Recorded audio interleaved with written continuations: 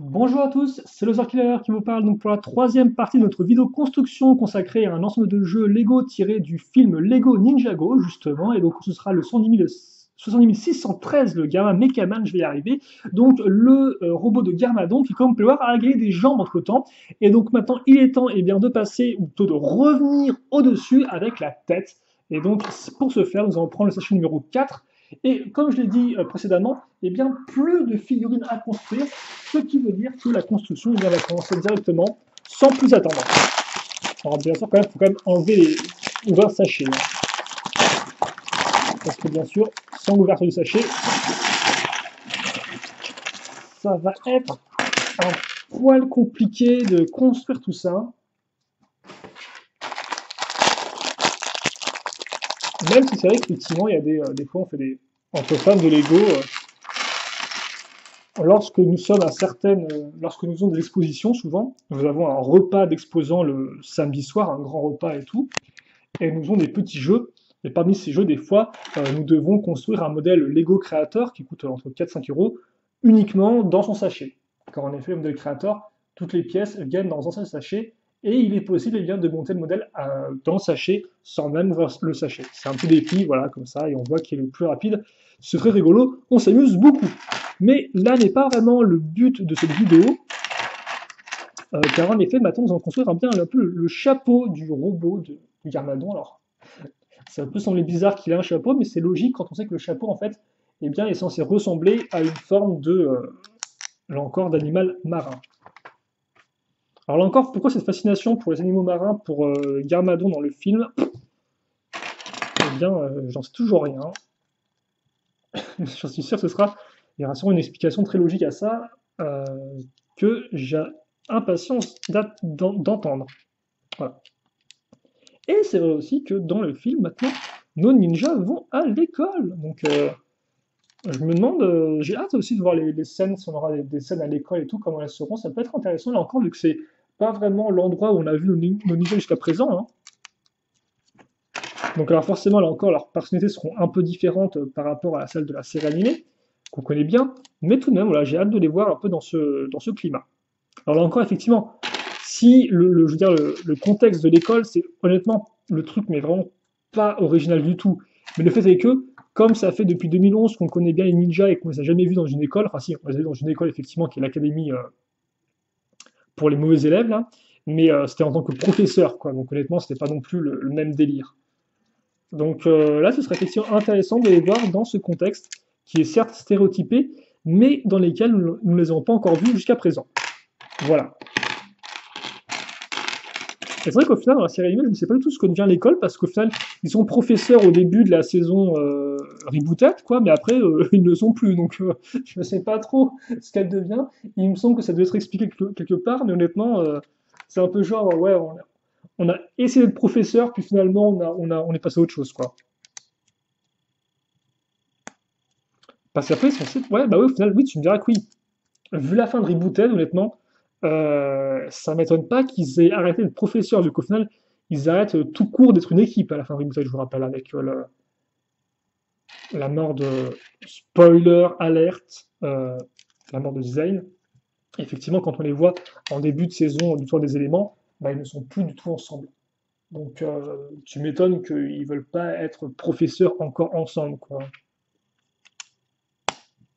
Et après, effectivement, quand on les retrouve en saison de possession, ils aident Senseiwu avec sa plantation de thé. Donc là encore, un boulot encore entièrement différent. Où là encore, ils ne font pas long feu parce qu'à chaque fois qu'ils font un truc, ils se font attaquer par des vieux méchants qui reviennent du passé et qui sont genre ouais, ouais. Et donc à nouveau, c'est reparti, rebelote. Par contre, je sais plus ce qu'ils font au début de la saison de Skybound, pour tout vous avouer. Je me souviens plus du tout, effectivement, qu'est-ce qu'ils font, ouais. C'est fou ça, parce que je sais que. Ah oui, si, ils sont devenus des superstars entre temps. Ouais, sont des superstars et ils font des trucs et tout, ouais, je suis d'accord. Effectivement, il y a ce côté-là. C'est vrai, c'est vrai, c'est vrai.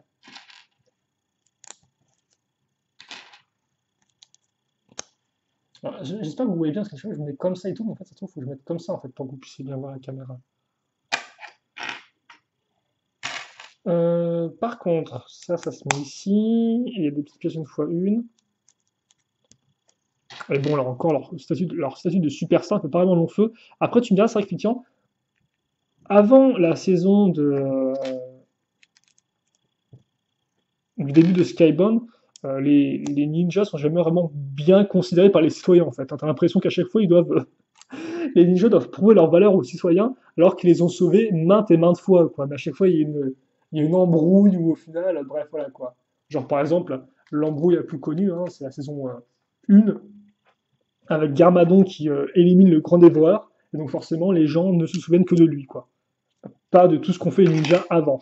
Tu vois, c'est un peu dommage. Bon, par contre, elle est très cool cette tête. Hein. J'en parle pas beaucoup, mais la construction, comme peut voir, est assez simple, mais efficace. Et j'aime bien les petits éléments de détail, comme par exemple les pièces argentées foncées ou encore le sabre laser rouge. Ça rend plutôt bien.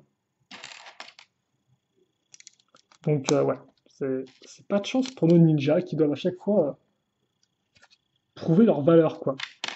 Même quand ils vendent du thé, ils sont obligés d'impressionner les citoyens pour montrer ce qu'ils valent, quoi. Donc, c'est assez.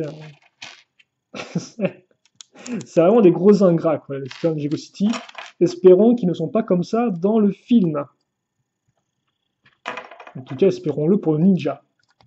Qu'ils aient enfin un peu de. Quoi que tu me diras, c'est mal barré, vu que d'après ce qu'on a vu dans le second trailer, tout le monde à l'école sait que Lloyd est le fils de Garmadon.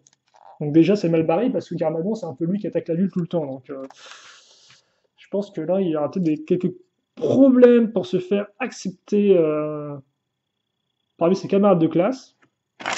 Et là encore, ça sent le bon élément d'intrigue assez stéréotypé, mais qu'on a. Ah si, on l'a quand même vu dans la série animée, l'élément d'acceptation de l'autre. Rien qu'avec Zane, effectivement, en tant que Nindroid, dès le premier épisode de la saison 1, il y a tout ce côté effectivement de l'autre qui est différent, mais qu'on accepte quand même, voilà. Enfin ouais, j'ai hâte pour le film, hein. C'est vrai qu'on me demande souvent est-ce que tu vas voir le film.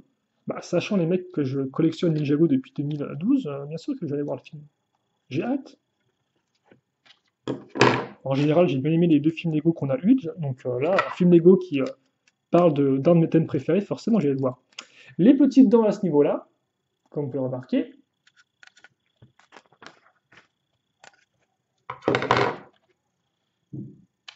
Et puis ensuite, donc, une accroche technique. Alors, souvent, pour accrocher l'ensemble à la structure.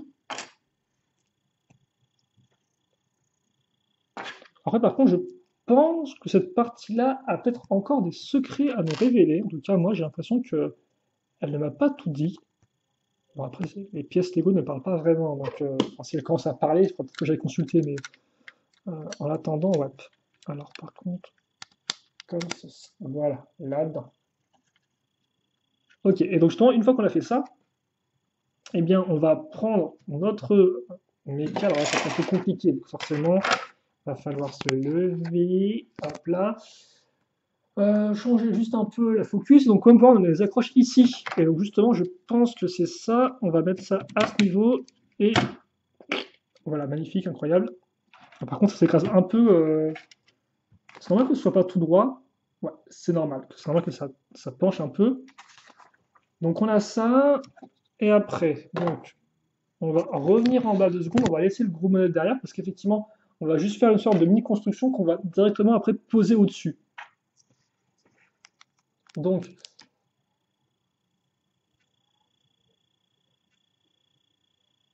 excusez-moi,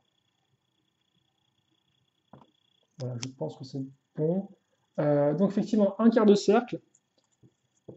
Alors, par contre, il faut juste que je ne me trompe pas de sens. Hein. C'est comme ça, comme ça. Bon, normalement, je ne vais pas tromper de sens vu que c'est un carré dans une sorte d'arc de cercle. Mais bon, voilà, comme ça, moi, je suis bien. Comme l'indique. Par contre, il n'y a toujours pas de sticker en fait. Je suis en train de me rendre compte. Ils sont tous sur les bras ou quoi? C'est fou ça. Donc voilà, on fait ça, donc avec une pièce à clip et surtout une pièce d'accroche. Et de l'autre côté, on va avoir.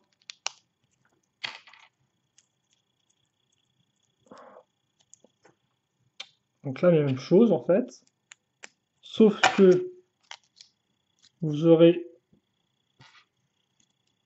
un trou ici. Donc ouais, une pièce différente en fait. Et donc ça, on va le mettre, alors attendez, on est comme ça et ça ici. Donc on va accrocher les deux pièces grâce à leur trou cruciforme, comme ceci. Et là encore, petite technique de construction assez intéressante pour vous, je pense. Et donc, en fait, eh bien, comme vous pouvez le voir, on va accrocher ça à cette partie-là grâce aux pièces à clip, en fait. Donc le sabre laser va servir à ça. Par contre, vous voyez strictement rien. Voilà, merci, on va quand même essayer d'être un peu plus efficace. Donc comme ceci. Alors par contre, il faut que j'essaie de centrer la pièce par rapport au haut de la tête. Voilà.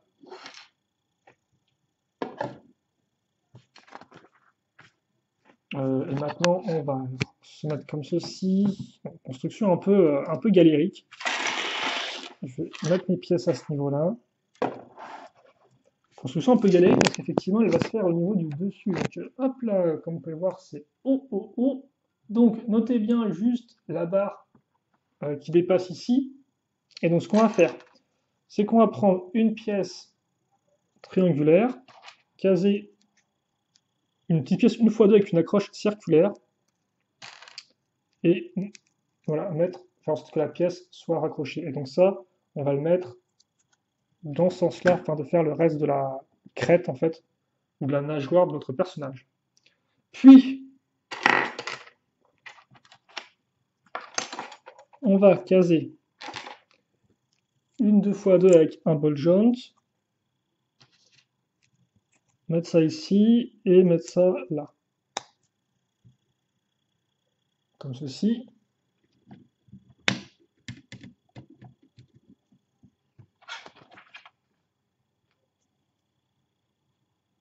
Puis,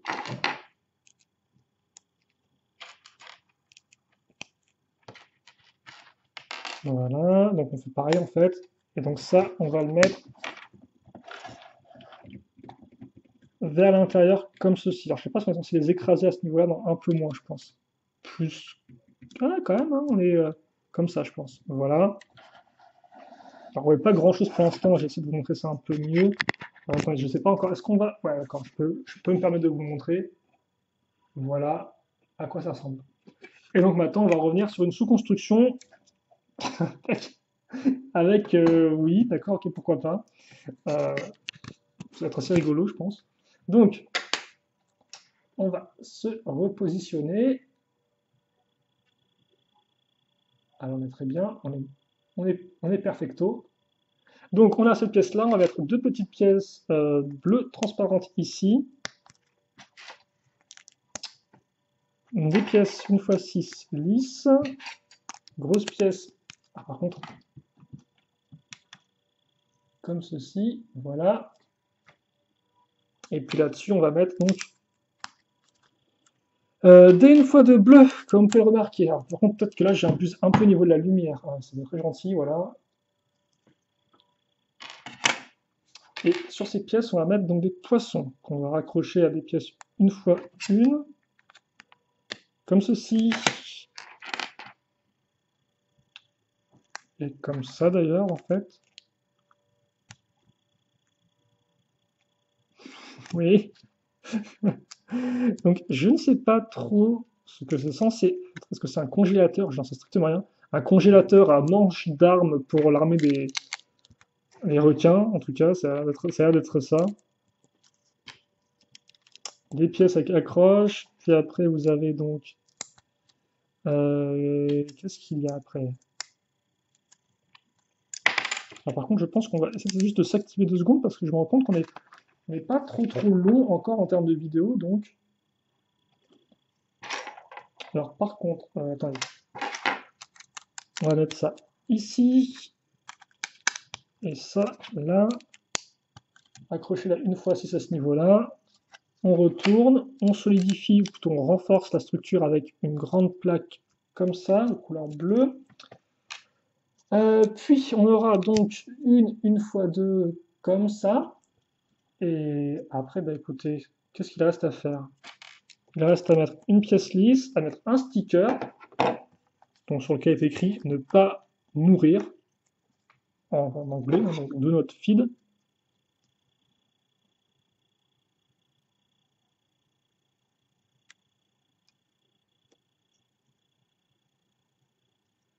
Ouais, on est bien, on est bien. Et puis après, donc, vous avez une belle pièce de vitre, comme vous pouvez le voir, qu'on va caser. Alors par contre, il faut faire attention à ce que votre poisson soit un peu en dessous, je pense, sous la nageoire, pile poil, ça devrait faire.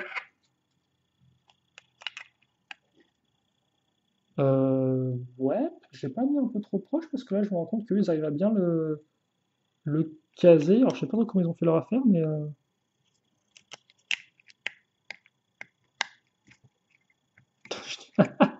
pourquoi j'ai autant de mal avec mes poissons, quoi. Voilà, donc, voilà à quoi ça ressemble. Et donc ça, on va le fixer maintenant. Eh bien, alors par contre, ouais, j'ai dû zapper un truc, je pense. J'ai dû zapper un truc totalement. J'ai dû zapper. Non, même pas. Bah, attendez. Oh, d'accord, ok, d'accord. C'est que j'ai zappé un truc avant, en fait. Donc bon, je pense que je vais pouvoir. Attends, on va faire ça correctement parce que j'ai peur de me tromper si j'accroche sur la pièce. En fait, il y a des pièces comme ceci, si vous voulez, donc avec accroche circulaire en dessous et des tenons au-dessus, qu'il faut mettre à l'arrière sur les poutres. Donc je vais faire ça rapidement.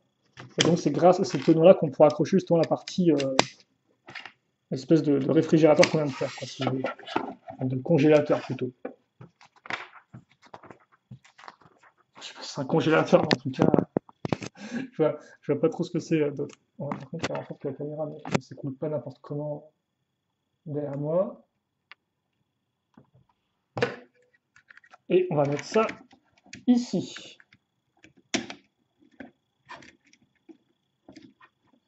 Voilà. Bon, ça par contre, c'est plutôt cool. Je vais faire un petit sac à dos, c'est très intéressant.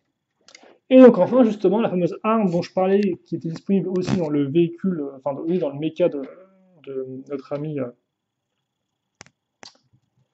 Lloyd, c'est effectivement le pointeur laser, hein, qui est un peu une espèce d'objet tiré du monde réel, qui sert d'arme visant maléfique pour Garmadon. Et donc vous l'aurez aussi dans ce set-là.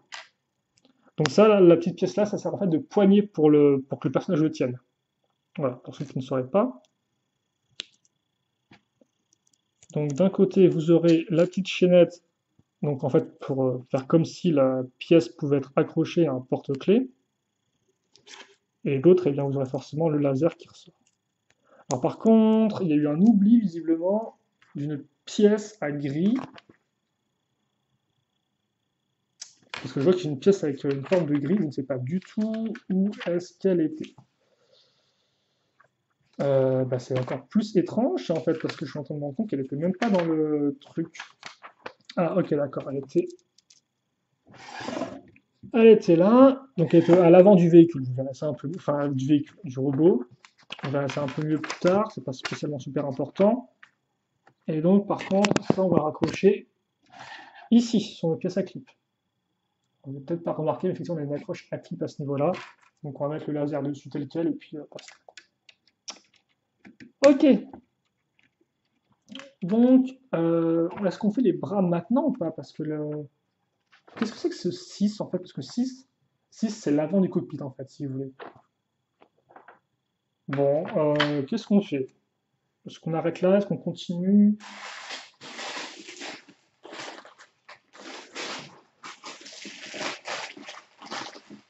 Honnêtement, je pense qu'on va peut-être s'arrêter là. Ça va peut-être une petite vidéo, mais on finira tout dans une grosse vidéo, je pense. Je sais pas si c'est le mieux hein, encore. En attendant, voilà, donc alors les pièces supplémentaires, il n'y a rien de spécialement intéressant encore. En tout cas, voilà à quoi ça ressemble. Et donc, comme on peut voir, là, ça commence un peu à prendre de l'ampleur et de la taille. Forcément, comme je disais, le chapeau, le haut du mecha est très haut, donc forcément, ça va vraiment rajouter de la masse à l'ensemble.